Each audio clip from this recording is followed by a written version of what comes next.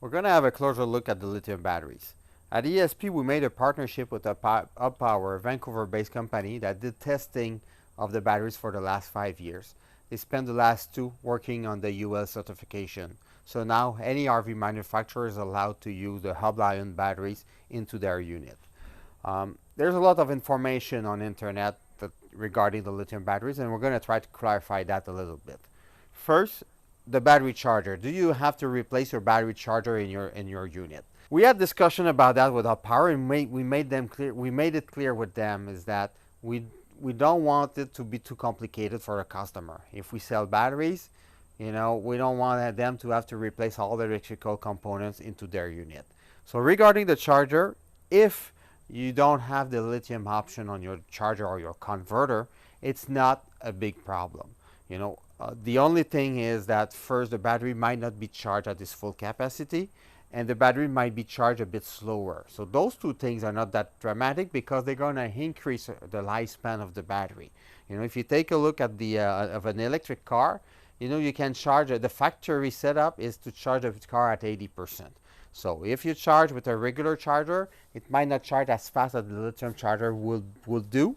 It might not charge at its full capacity, but it's going to increase or it's not going to damage the battery. Thing to keep in mind is that if you have a 100 amp hour battery, divide that by 2. So you take 100 amp divided by 2, 50 amp hour. That's the maximum charge that the battery should take. If it's a bit above 55 or 60 amp, it's not that dramatic. But if you have a 80 amp or a 100 amp charger, add more batteries. Put a second battery. So 100 amp, 50 for battery, 50 to the other battery, everything will be fine. But keep in mind that take your battery bank total in amp hour, divide that by 2, and that's the maximum charge that should go to your battery. What is a DC to DC charger? A DC to DC charger is basically a charger that takes a DC charge, it regulates the DC output to go to the battery. So if you put that, it's going to regulate all the charge that goes to your battery. Is it mandatory to put that? No, it's not. If you have a trailer or a fifth wheeler, you don't need to do that because the cable that comes to, or the 7-pin outlet that is on the trailer, it's fused at 30 amp. So the maximum charge that you could get is 30 amp. Nothing that will damage the battery. In fact, if you take a look at the different pickup trucks on the market, usually we see something around 18 amps coming out of the truck. So you don't need to put a DC to DC charger if you have a fifth wheel or a trailer. But if you have a motorhome or you made some modification to your truck, then you're going to need a DC to DC. But the DC to DC main purpose is not to protect the battery. It will be more to protect your alternator, because your alternator may not recognize that your battery is full, so will charge, and may overheat over the time and may burn after some time. So protection, the DC to DC will protect your alternator, but will also give some kind of protection to your battery. Winter, what do you have to do to store your unit? Do you need to take out the battery? Of course, if you're in a very cold area, it's better to do that.